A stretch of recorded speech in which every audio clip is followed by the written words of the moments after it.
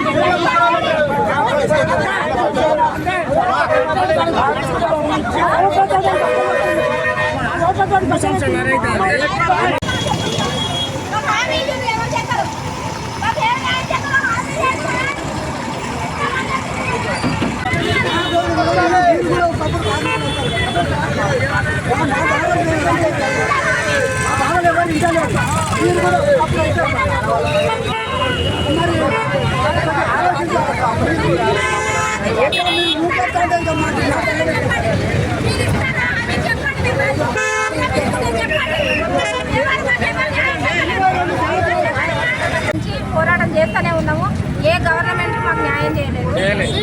పైగా సుప్రీంకోర్టు నుంచి వచ్చిన తీర్పును ఇక్కడ ఇవ్వాలన్న తీర్పును అప్పటి కలెక్టరు అప్పటి లాయరు వాళ్ళు కొంచెం పక్కదారి పట్టించి ఎక్కడో నివాస యోగ్యం లేని ప్లేసులలో ఇస్తే మాకు వద్దని చెప్పి మా పోరాటం ఇంతనే కొనసాగుతుంది. ఎలక్షన్లకు ముందు కొండ సురేఖ గారు వచ్చి నేను ఎలక్షన్ అయిపోగానే మనిషికి 200 గజాల స్థలం ఇక్కడ ఇస్తానని హామీ ఇచ్చి ఓట్లు వేయించుకున్న తర్వాత అందరినీ మోసం చేసి ఇప్పుడు ఆ విషయమే పట్టించుకుంటలేదు. ఎప్పుడు పోయినా మమ్మల్ని ఒక చిన్న చూపు చూసి నెట్టేపిస్తాను, ఒక కుక్కల కంటే హీనంగా చూస్తుంది. మాకు ఈ పోరాటం సాగించి ఎవరు లేరు, చనిపోయినారు అందరూ. ఇప్పుడు ఉన్న ప్రభుత్వం రేవంత్ రెడ్డి కూడా వచ్చి ఇప్పుడు ఎలక్షన్ తర్వాత 200 గజాలు ఇస్తానని హామీ ఇచ్చిన రేవంత్ రెడ్డి కూడా మొక్కలు చాటేసిండు. ఫైల్ ఇచ్చి కూడా మేము 2 సంవత్సరాలు అయిపోతుంది. దాన్ని పట్టించుకున్న నాదులు లేరు, మమ్మల్ని పట్టించుకున్న నాదులు లేరు. మాకు ఎవరు న్యాయం చేస్తారో కూడా తెలియని పరిస్థితులలో ఇక్కడ మేము ఈ ఉద్యమం చేయడం జరుగుతుంది. ఈ ఉద్యమానికి కూడా పోలీసులు సహకరిస్తలేరు, జనాలు సహకరిస్తలేరు. అసలు మాకు న్యాయం ఎవరు చేస్తారో తెలుస్తలేదు. మేము ఎవరి భూములు అడుగుతలేము. మా తల్లిదండ్రులు పనిచేసి రక్తం వడికిన భూములను అడుగుతాను. మేము దయచేసి మాకు న్యాయం చేయండి. ఇంతకంటే ఎక్కువ మేము ఏం అడుగుతలేము. ఒకవేళ మాకు న్యాయం చేయడం ఈ గవర్నమెంట్ అసలు పునాదులతో సహా కూలిపోతుందని నేను ఈ విషయం చెప్తాను.